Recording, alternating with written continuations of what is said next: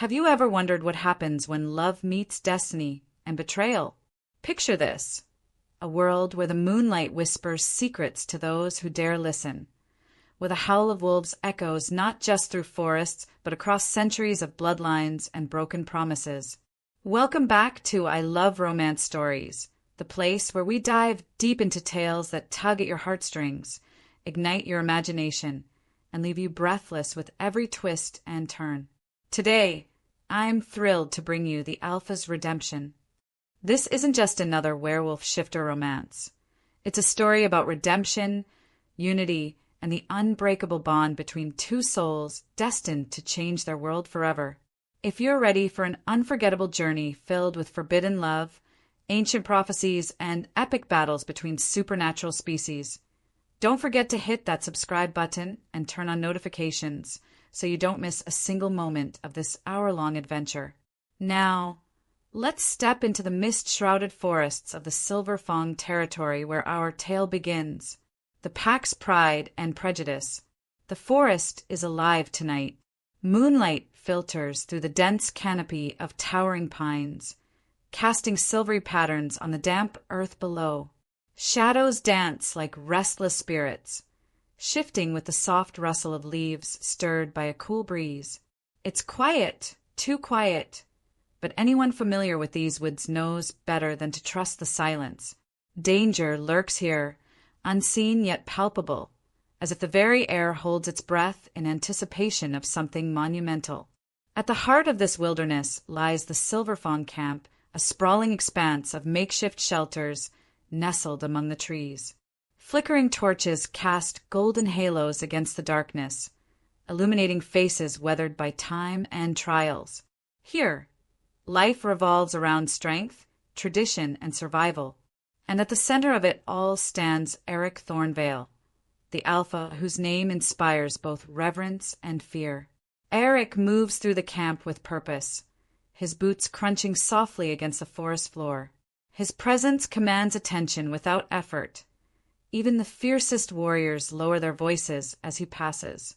Amber eyes gleam faintly under the moonlight, sharp and calculating, missing nothing. He wears his authority like a second skin, shoulders squared and jaw clenched, a man who believes order must be maintained at any cost.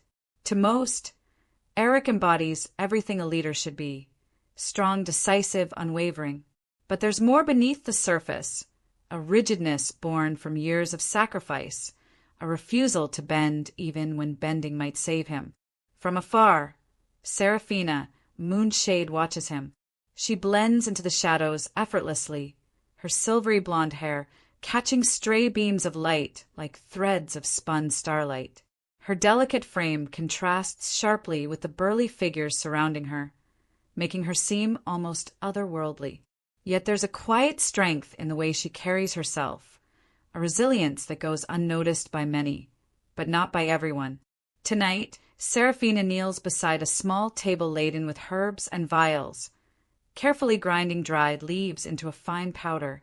Her hands move with practiced precision, but her mind wanders far beyond the task at hand. Visions haunt her dreams, visions of fire-consuming forests, rivers running black with ash, creatures once divided standing together under a blood-red sky. They frighten her, yes, but they also call to her, urging her to act, to speak, to warn. She glances up briefly, catching sight of Eryk addressing a group of elders near the central fire pit. His voice carries over the crackling flames, firm and commanding, as he discusses recent disturbances along the pack's borders. Something stirs within Seraphina, a mix of admiration and frustration. Admiration for the way he protects his people, frustration for the walls he builds around himself, shutting out anything that doesn't align with his vision of order. When the meeting disperses, Seraphina retreats to the edge of the clearing, seeking solace in solitude. A young woman named Lyra joins her, her dark curls framing a face etched with worry.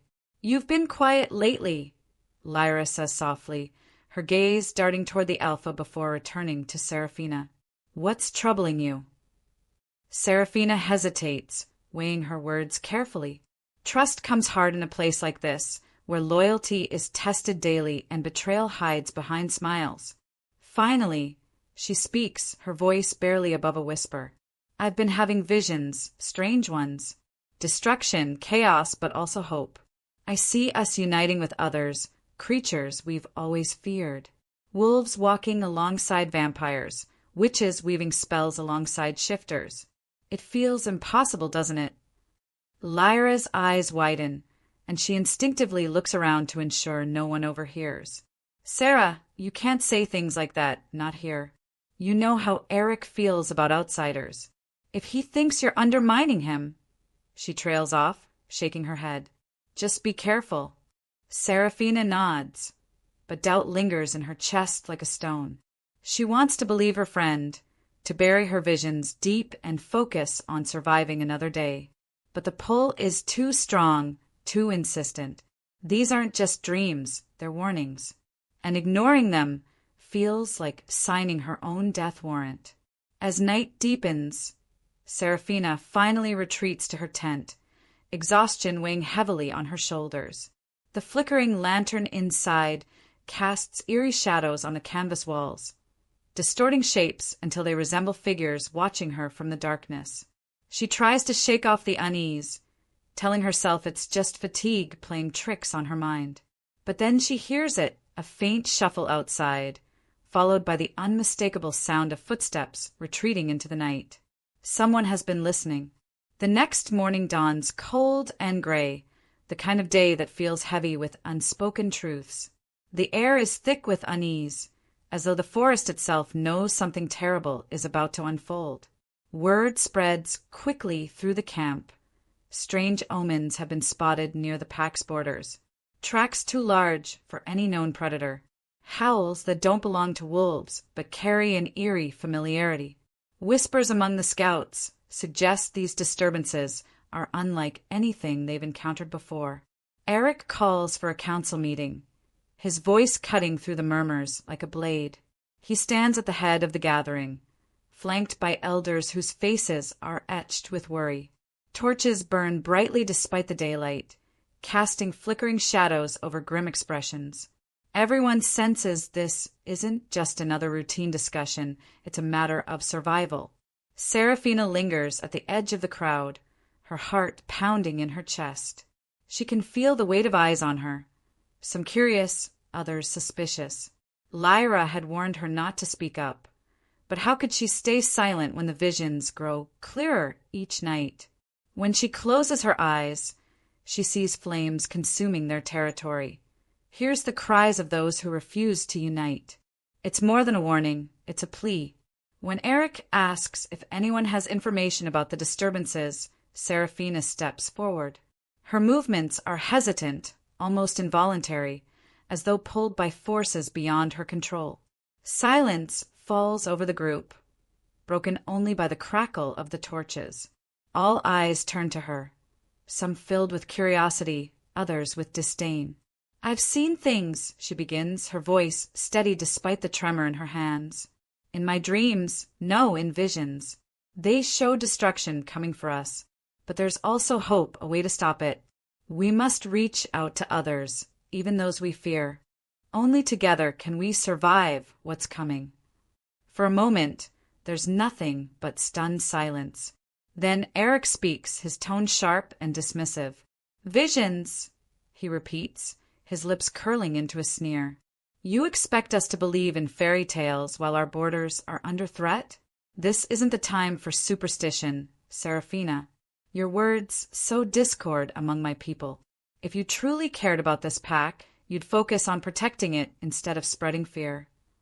His words hit like a physical blow, knocking the breath from her lungs. She opens her mouth to argue, to explain further, but the look in his eyes stops her. There's no room for debate, not here, not now. To him, she's just another problem to be dealt with, another weakness to be eradicated. The council erupts into heated arguments, voices overlapping in chaos. Some defend Seraphina, pointing out that dismissing her claims outright might leave them vulnerable. Others side with Eryk, accusing her of trying to undermine his leadership. The tension is palpable, electric, threatening to boil over at any moment. Later that evening, Eryk paces alone in his tent, his mind racing.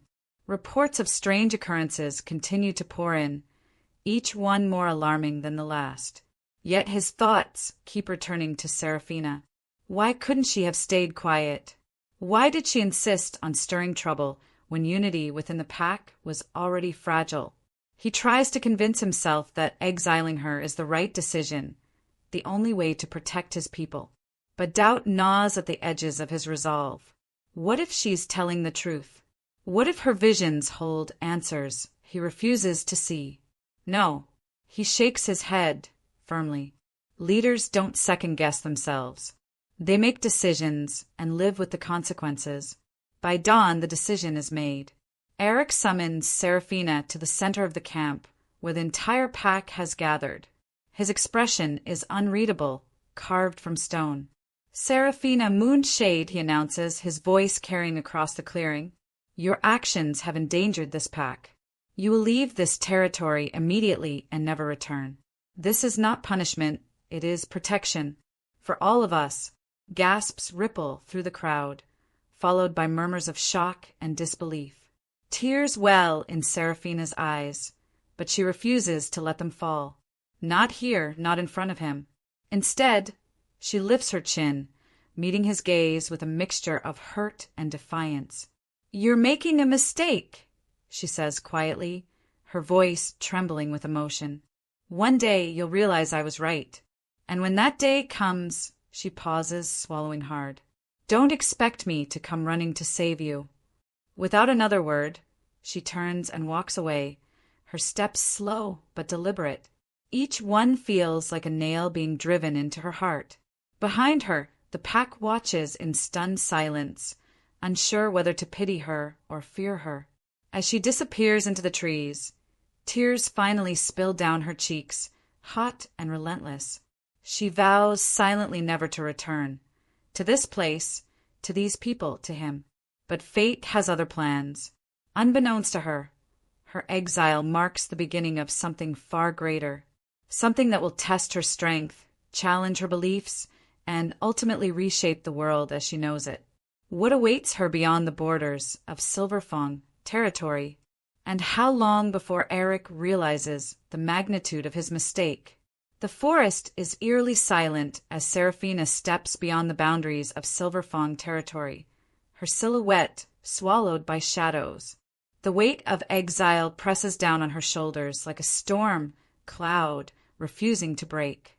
Each step takes her further from everything she's ever known, her home, her pack, her identity, but also closer to something unknown yet inevitable. She doesn't know it yet, but the path ahead will demand more of her than she could have imagined. Meanwhile, back at the heart of the camp, chaos simmers beneath the surface. Whispers spread faster than wildfire among the pack members. Rumors swirl about Seraphina being cursed, marked by the moon itself, or worse, a traitor conspiring with outsiders. Eryk tries to quell the unrest, his voice firm and commanding. But doubt lingers in the eyes of those who once trusted him implicitly. Even he can't shake the gnawing feeling that something vital has slipped through his grasp. That night, unable to sleep, Eryk finds himself drawn to the archives, a dimly lit chamber tucked deep within the Elder's den. Scrolls and ancient texts line the walls, their edges brittle with age. Dust motes float lazily in the flickering torchlight as he sifts through forgotten records, searching for answers to questions he can barely articulate. His fingers tremble slightly as they brush against a weathered parchment rolled tightly and bound with frayed string. Something about it calls to him, a pull he cannot ignore. Unrolling the scroll, his breath catches in his throat. The prophecy sprawls across the page in faded ink, its words both cryptic and chilling.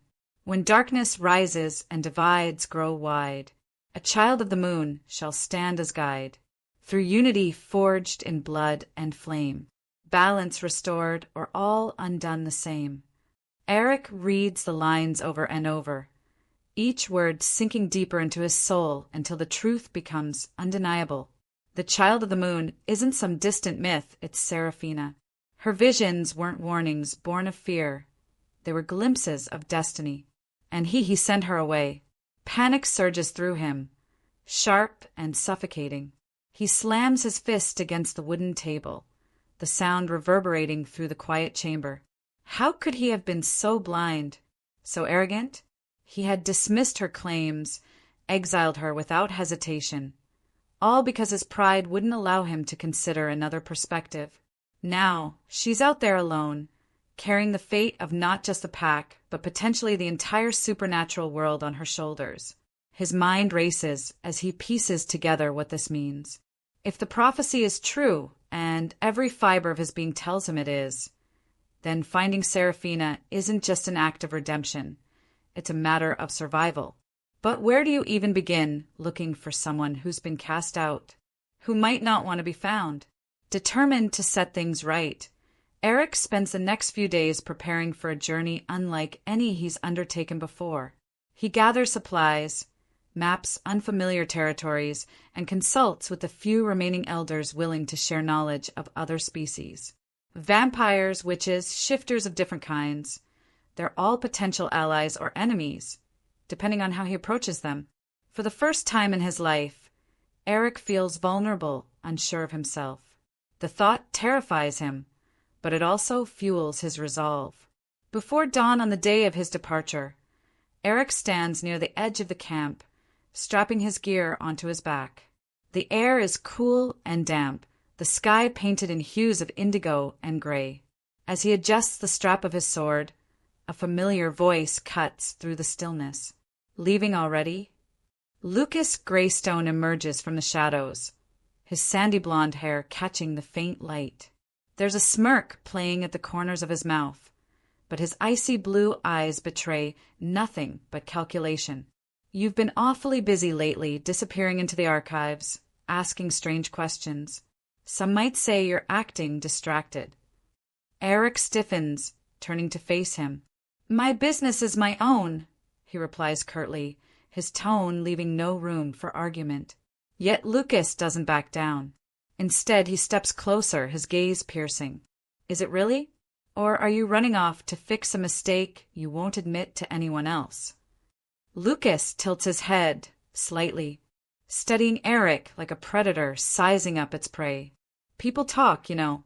They wonder why their alpha suddenly seems so uncertain, whether he's fit to lead anymore. Every muscle in Eryk's body tenses, his instincts screaming at him to challenge Lucas right then and there. But he forces himself to stay calm, to meet the younger wolf's gaze without flinching. "If you have something to say it now," he growls, his voice low and dangerous. Lucas shrugs, feigning nonchalance, though the edge in his smile suggests otherwise. "Just making sure our fearless leader knows what's at stake. While you're gone chasing ghosts, someone needs to keep this pack together. Wouldn't want anything unfortunate to happen in your absence." The implication hangs heavy in the air between them. Eryk clenches his jaw, his hands itching to reach for his blade. But violence won't solve this, not here, not now. With one last glare, he turns and strides toward the forest, leaving Lucas behind. Yet, as the trees close around him, blocking out the light, Eryk can't shake the feeling that he's walking straight into a trap. Is Lucas merely testing him? Or is there something darker brewing within the pack? Either way, Eryk knows one thing for certain. Time is running out. What awaits him beyond the borders of Silverfang territory? Will he find Seraphina before it's too late? And how far will Lucas go to seize power while he's away? The forest gives way to jagged cliffs and shadowed valleys as Eryk pushes deeper into uncharted territory. The air grows colder, heavier, thick with an unnatural stillness that prickles his skin like needles. This isn't werewolf land anymore. It's vampire territory, a realm where moonlight casts long, distorted shadows and danger lurks in every corner.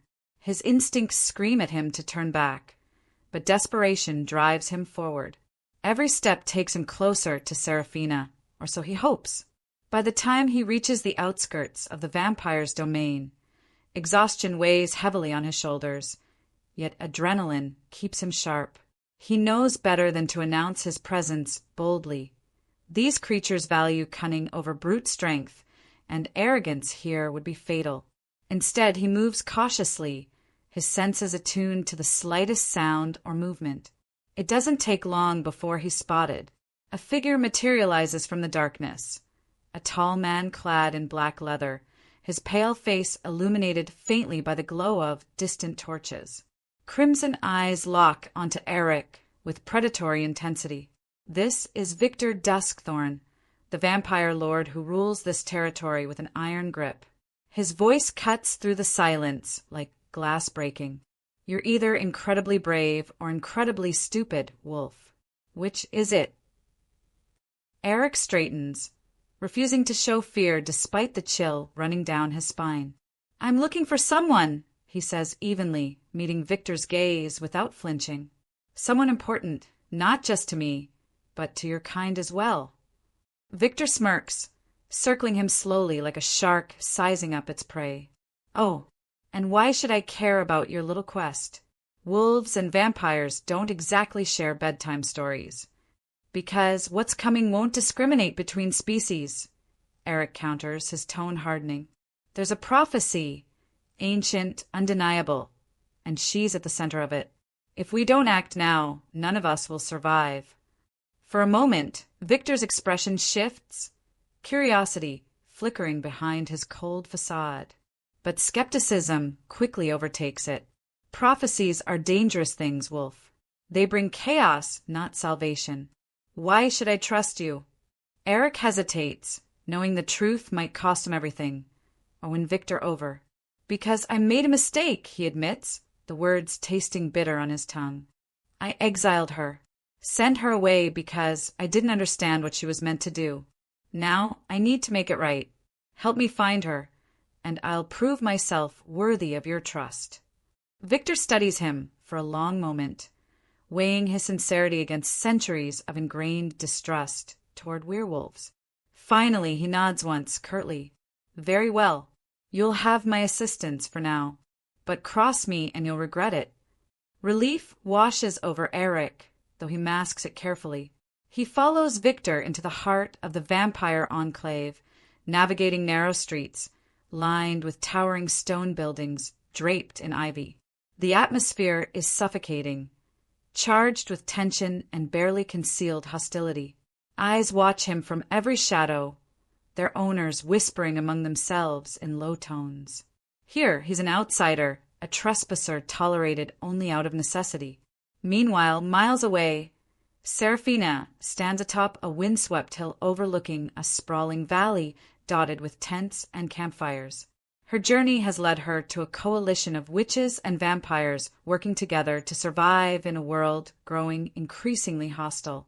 At first, they viewed her with suspicion, another exile seeking refuge, but her quiet determination and acts of kindness soon earned their respect. She spends her days helping heal the wounded, mediating disputes, and sharing fragments of the prophecy she's pieced together. Slowly, she begins to see the bigger picture. This isn't just about saving the werewolves, it's about uniting all supernatural species under a common cause.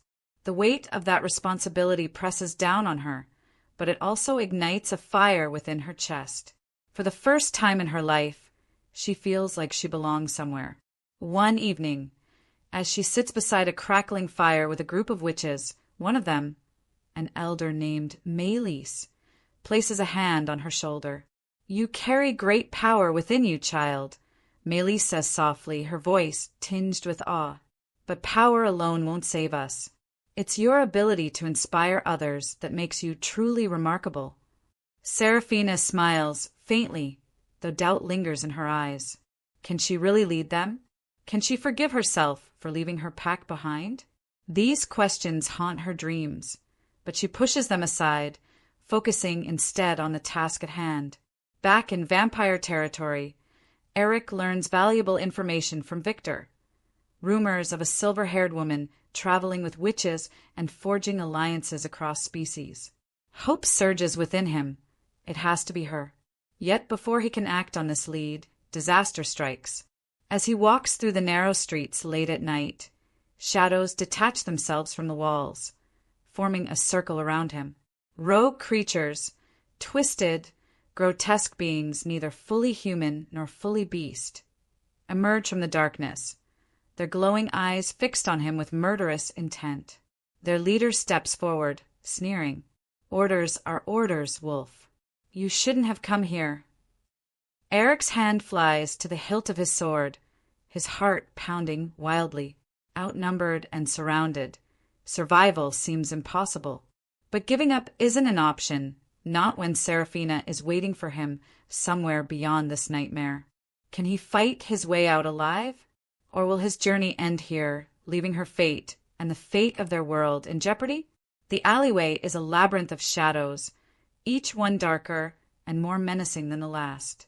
Eryk's breath comes in ragged bursts as he grips his sword tightly, its blade gleaming faintly under the dim light of a distant lantern. The rogue creatures close in around him, their movements jerky yet deliberate, like marionettes controlled by an unseen hand. Their eyes burn with malice, reflecting something deeper, something ancient and cruel. "Who sent you?" Eryk demands, his voice steady despite the storm raging inside him. He knows better than to expect an answer, but the question buys him precious seconds to assess the situation. There are at least 6 of them, maybe more lurking just beyond sight. His odds aren't good, but survival isn't about odds, it's about willpower. One of the creatures lunges forward, claws extended, aiming for his throat. Eryk sidesteps just in time, swinging his sword in a wide arc that slices through the air with a metallic hiss. The creature shrieks as the blade grazes its arm, black ichor spilling onto the cobblestones. But the wound doesn't slow it down. If anything, it makes it angrier. Another leaps from behind, catching him off guard. Its weight slams into his back, knocking him to the ground. Pain explodes across his ribs as he struggles to roll free, but the creature's grip is relentless. Just as its fangs descend toward his neck, a sharp whistle pierces the night. A blur of motion streaks past, and suddenly the creature is yanked away, howling in agony. Victor Duskthorn stands where it once was, his crimson eyes blazing with fury. Behind him, several vampires emerge from the darkness, weapons drawn and ready. "I told you not to wander alone," Victor growls, extending a hand to help Eryk up. Eryk doesn't argue this time. Gratitude outweighs pride as he accepts the vampire lord's assistance. Together, they drive the remaining rogues back into the shadows, though not without cost. Blood stains the stones, and exhaustion weighs heavily on Eryk's body. Yet, even as Victor patches up his wounds later that night, Eryk can't shake the feeling that this attack wasn't random. Someone wanted him dead, and soon. Meanwhile, miles away, Seraphina kneels beside a bubbling cauldron in the heart of the witch's encampment. Steam rises in ghostly tendrils, carrying whispers of secrets long buried. Melis watches her closely, her expression unreadable. "You've grown stronger," the elder witch says finally, breaking the silence. "But strength alone won't protect you or them." Seraphina looks up, her silvery blonde hair framing a face etched with determination. "What do you mean?" Melis hesitates before speaking, choosing her words carefully. "There are forces at play here far older than any of us. Forces that see your vision as a threat. If you're going to unite these species, you'll need more than allies. You'll need power. True power." Before Seraphina can respond, another witch enters the tent, a young woman named Calith, her dark eyes glinting with mischief. She holds out a small vial filled with shimmering liquid. "This might help," she says cryptically, pressing it into Seraphina's hands. "But be warned, it comes with a price."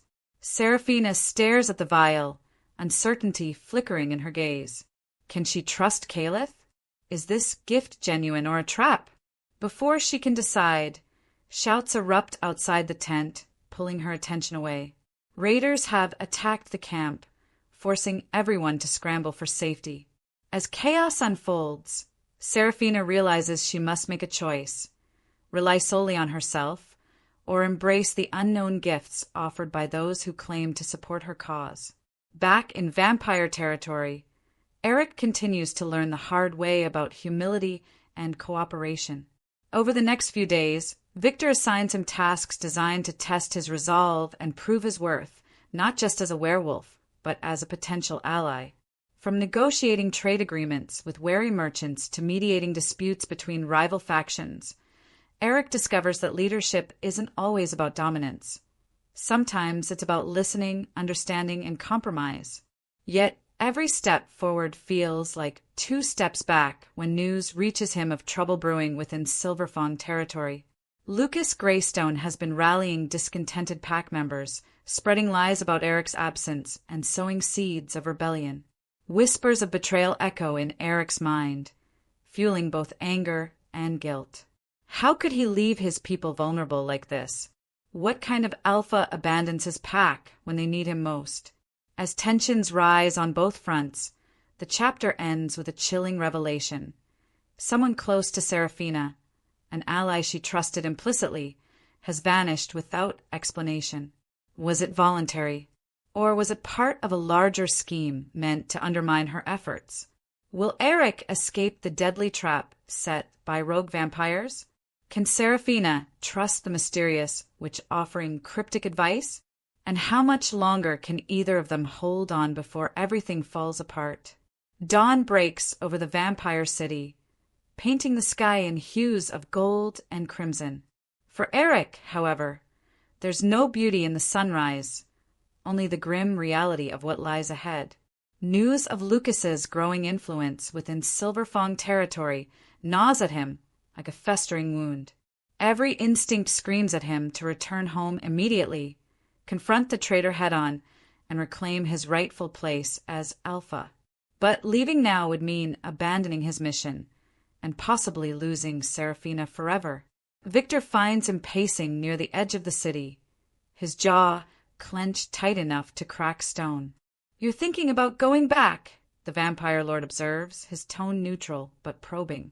"Don't. It's my pack," Eryk snaps, turning to face him. "My responsibility. If I don't stop Lucas—" "You'll lose everything," Victor interrupts sharply, "including her. Is that what you want?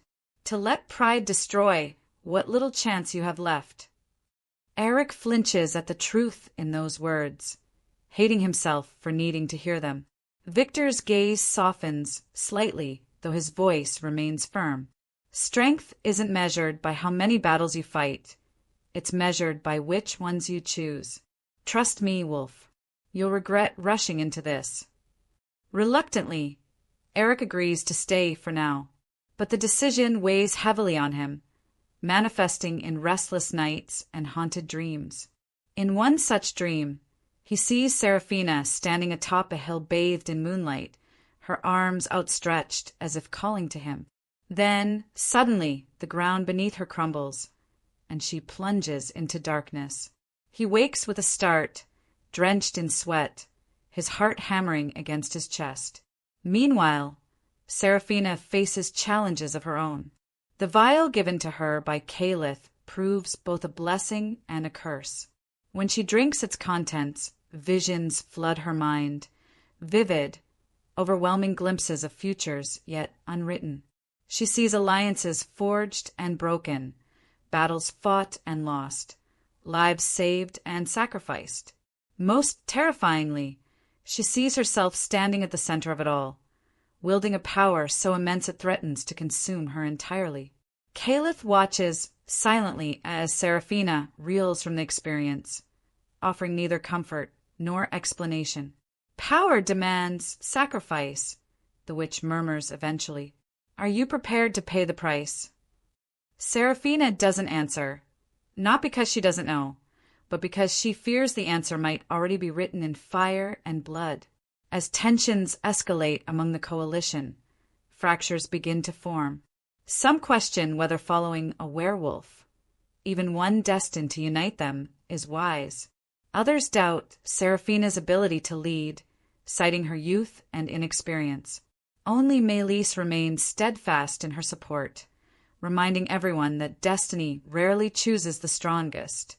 It chooses the willing. Yet even Mélisse cannot shield Seraphina from the growing sense of isolation creeping into her heart. Each day brings new doubts, new fears. Will they truly follow her when the time comes? Or will they abandon her just as Eryk did? Days blur into weeks as Eryk and Seraphina inch closer to reuniting, though neither knows it yet. Eryk travels deeper into supernatural territories, forging uneasy alliances with creatures he once despised. Along the way, he learns painful truths about himself, about the walls he built not just around others, but around his own heart. Humility becomes less of a lesson and more of a lifeline, teaching him that true strength lies in connection, not control. For Seraphina, the journey inward proves just as perilous as the one outward. Her newfound power grows with each passing day, but so does the burden of wielding it. Nightmares plague her sleep, showing glimpses of futures she desperately hopes to avoid. One recurring image haunts her above all others. Eryk lying broken and bleeding at her feet, his amber eyes dimmed forever. She tries to push the vision aside, focusing instead on rallying allies and preparing for the inevitable battle looming on the horizon. Yet doubt lingers like a shadow, whispering insidious questions. Does she have what it takes to lead? Can she forgive Eryk for exiling her, and can she forgive herself for leaving her pack behind? Their paths finally converge in a hidden valley shrouded in mist, where representatives from various species gather to discuss the prophecy uniting them. Tension hangs thick in the air, palpable enough to choke on. Leaders eye each other warily, centuries of mistrust simmering beneath forced civility. When Eryk arrives, escorted by Victor and a contingent of vampires, whispers ripple through the crowd. Many recognize him instantly, the infamous Silver Fang Alpha who cast out his own kind.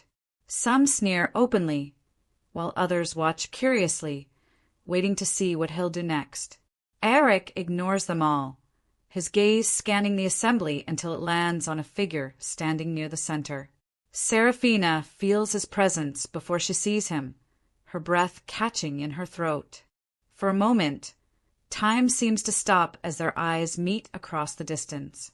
Memories crash over her like waves, his rejection, her exile, the pain of separation.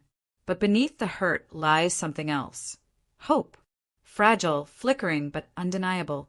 Neither moves toward the other. Not yet. Too much stands between them. Too many unanswered questions. Still, the connection hums in the air, electric and raw, drawing stares from those around them. Just as Eryk opens his mouth to speak, a deafening roar shakes the valley. The ground trembles violently, sending everyone scrambling for cover.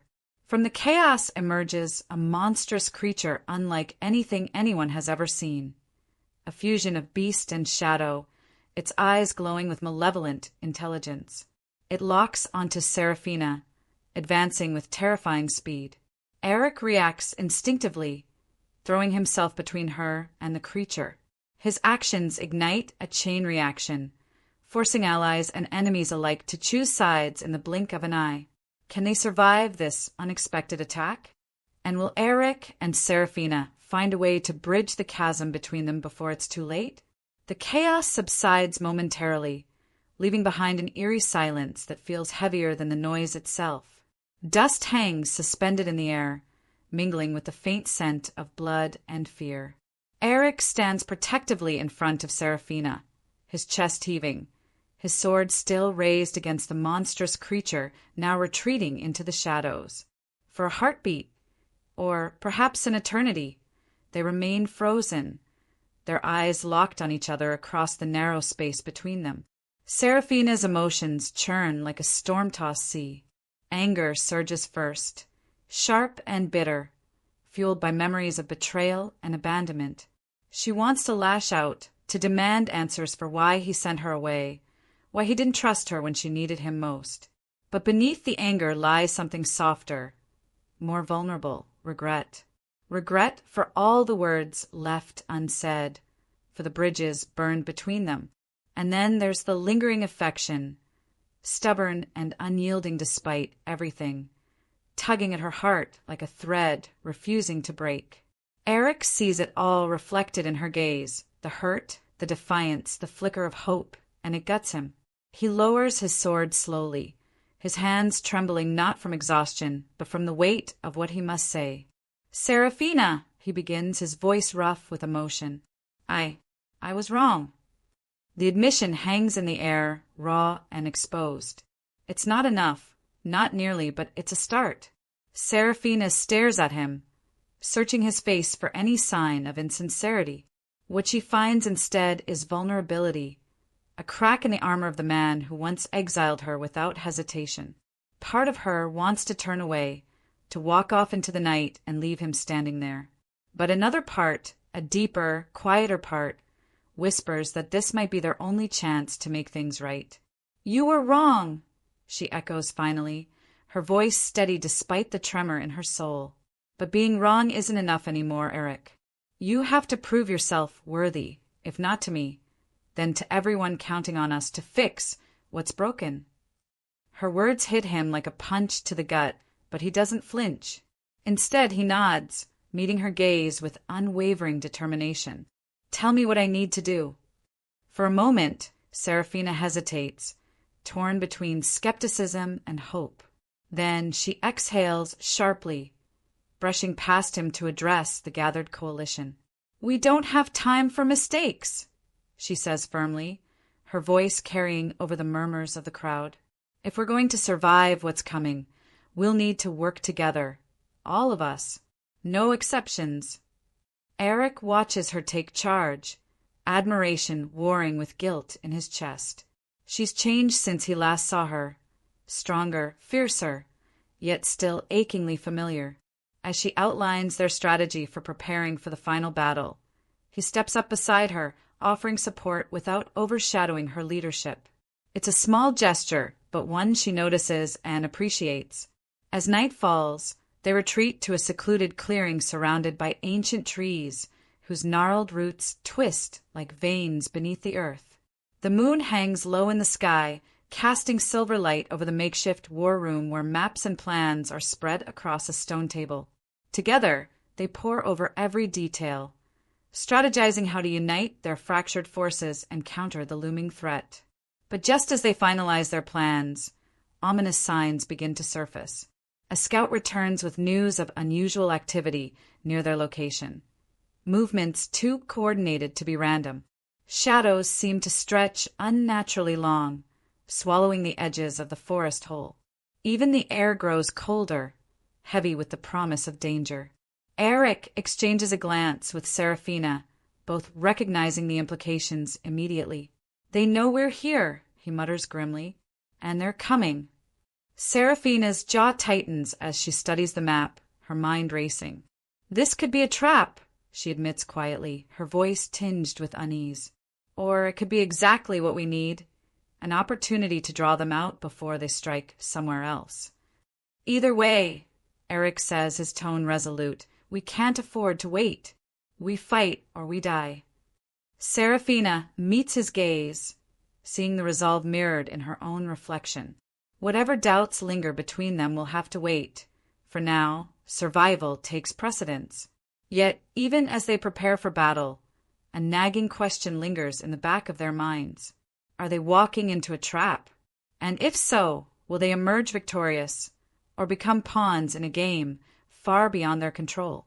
The neutral territory is a desolate expanse of cracked earth and jagged rocks, bathed in the cold light of a crescent moon. It feels like the edge of the world, a place where life and death hang precariously in balance. Supernaturals from every corner of their fractured realm gather here, united not by trust, but by necessity. Wolves stand shoulder to shoulder with vampires, witches weave protective wards alongside shapeshifters, and creatures once sworn enemies now share uneasy glances under the starless sky. Eryk moves through the crowd, his presence commanding yet tempered by humility he's learned along the way. He exchanges nods with Victor Duskthorn, who leads the vampire contingent, and offers quiet words of encouragement to Silverfang warriors who still eye him with suspicion. Despite the alliances forged, tension hums beneath the surface like a live wire. One wrong move could unravel everything. Seraphina stands at the center of it all, her silvery blonde hair catching the faint glow of torches scattered across the battlefield.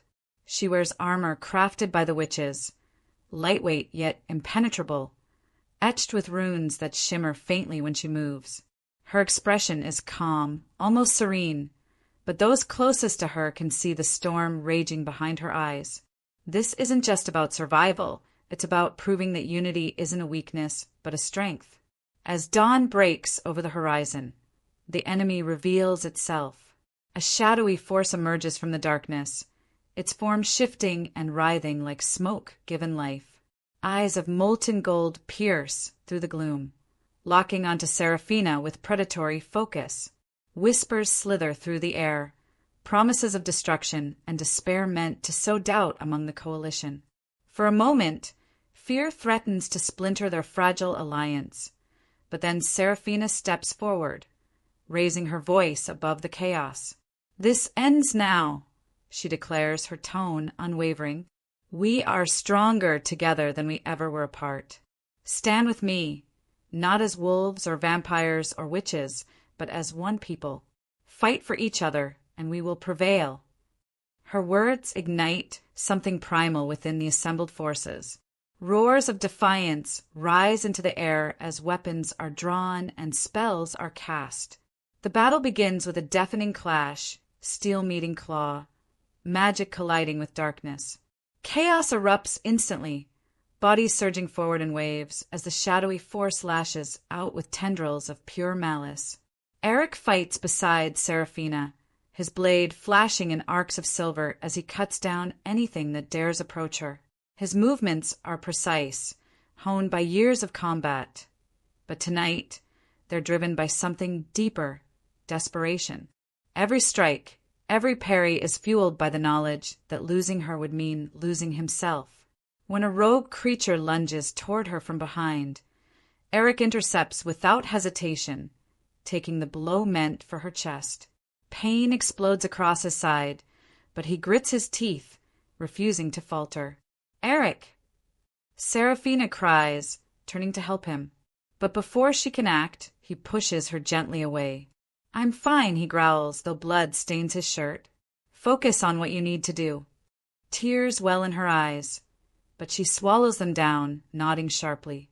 Trusting him to hold his ground, she turns back to the fight, channeling her power into a spell that sends a wave of golden light rippling through the battlefield. Creatures caught in its path dissolve into ash, their screams fading into silence. Yet the core of the shadowy force remains untouched, growing larger and darker with every passing second. Amidst the carnage, sacrifices are made. Allies fall, their bodies crumpling to the ground as others step over them to continue the fight. Each loss chips away at the coalition's resolve, testing the bonds they've worked so hard to build. Even Victor, usually stoic, shows signs of strain as his vampires take heavy casualties. Still, they press on, driven by the belief that failure isn't an option. As the battle rages, Lucas Greystone watches from a distance, his icy blue eyes gleaming with calculation. He hasn't joined the fray, choosing instead to observe and wait. Whatever happens next, he intends to come out on top. With the tide turning against them, Seraphina makes a decision that terrifies even her.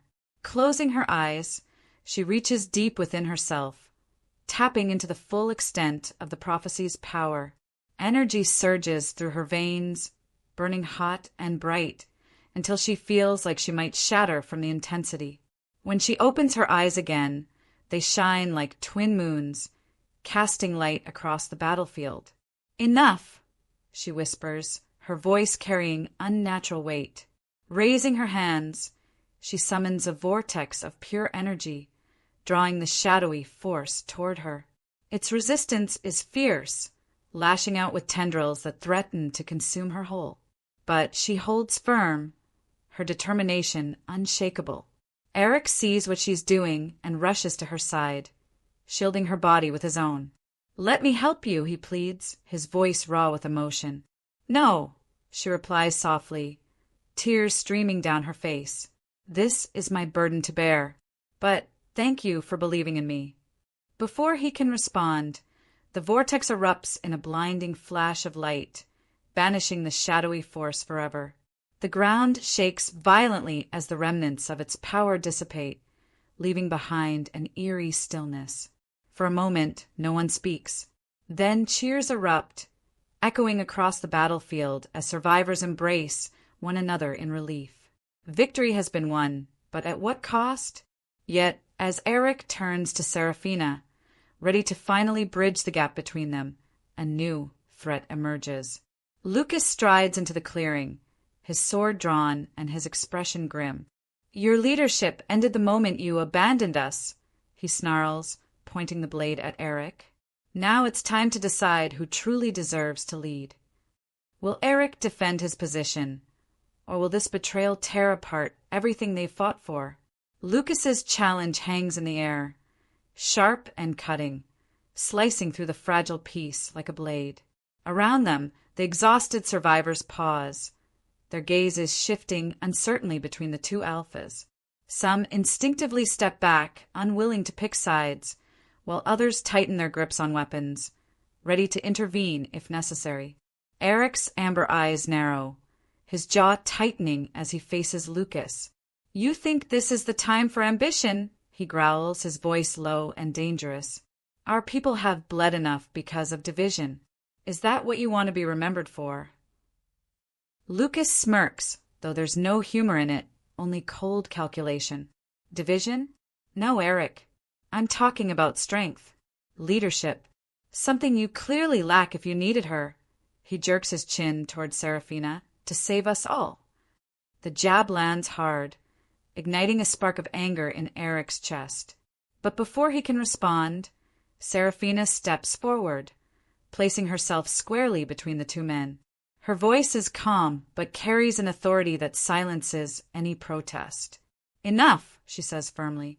"This isn't about either of you, it's about the pack, about everyone standing here today." Her gaze shifts to Lucas, piercing and unyielding. "If you challenge Eryk, you challenge all of us. And let me make one thing clear. Anyone who stands against unity stands against the future." For a heartbeat, Lucas falters, uncertainty flickering in his eyes. But pride stiffens his spine, and he raises his sword higher. "Words won't win battles," he sneers. "Let's see how strong your unity really is." Before anyone else can react, Seraphina extends her hand, palm up. A faint glow emanates from her fingertips, pulsing steadily like a heartbeat. "Then prove yourself," she says quietly. "But know this, if you strike, you'll answer to more than just Eryk."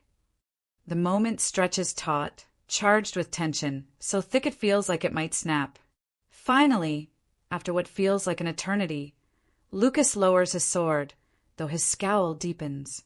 "Fine," he mutters bitterly, "but don't think this is over." He stalks off, disappearing into the crowd, leaving behind a mixture of relief and unease. Eryk exhales sharply, running a hand through his sweat-soaked hair. For the first time since the battle began, he allows himself to fully look at Seraphina, the woman who saved them all. "You didn't have to do that," he murmurs, his voice thick with emotion. "Yes, I did," she replies, simply meeting his gaze. There's forgiveness in her eyes now, soft and steady, mingling with the lingering pain of everything they've endured. "We've both made mistakes. What matters is what we do next." Eryk nods, stepping closer until they're mere inches apart. "Then tell me what comes next for us." Seraphina hesitates, searching his face for any trace of doubt. Finding none, she smiles faintly, reaching out to take his hand. "Together," she says softly. "Whatever comes next, we face it together." Their fingers intertwine, sealing a promise neither needs to put into words. Around them, the coalition begins to disperse, tending to wounds and mourning losses. Yet amidst the sorrow there's hope, a fragile, flickering flame that refuses to be extinguished. Underscore, underscore, underscore, underscore, underscore, underscore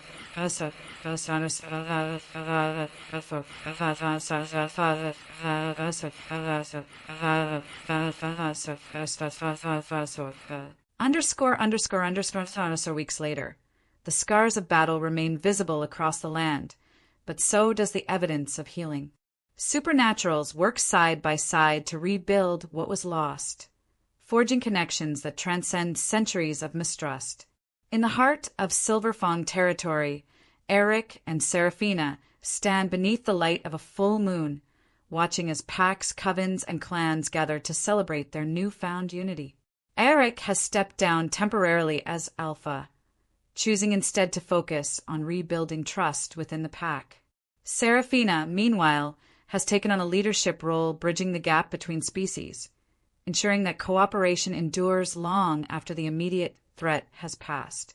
Their bond is stronger than ever, built not on perfection, but on resilience, the shared understanding that love and redemption are worth fighting for. As the celebration unfolds around them, Eryk pulls Seraphina close, his voice barely audible over the laughter and music. "Do you think we'll ever stop making mistakes?" he asks, half joking but wholly sincere. She smiles, leaning into him.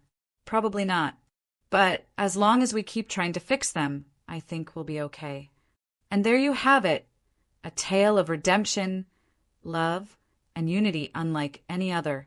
If you enjoyed the Alpha's redemption, make sure to like, comment, and subscribe to I Love Romance Stories for more unforgettable journeys.